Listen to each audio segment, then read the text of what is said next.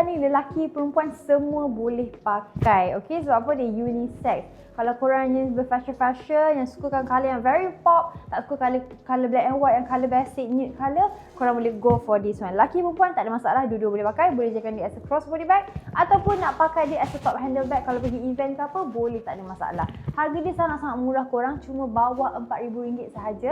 Harga dia RM3,990 sahaja. Kita ada satu unit sahaja untuk Prada ni. Prada ni cantik tau korang. Korang boleh pakai dia as a crossbody tadi.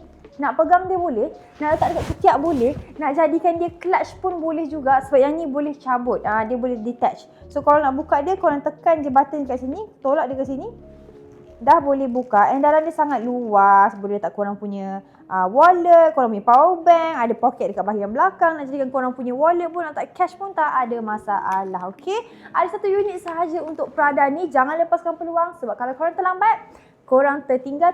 Tapi tak ada nak buat apa sebab dia satu je. Okay, so korang tunggu apa? Korang boleh PM kita sekarang.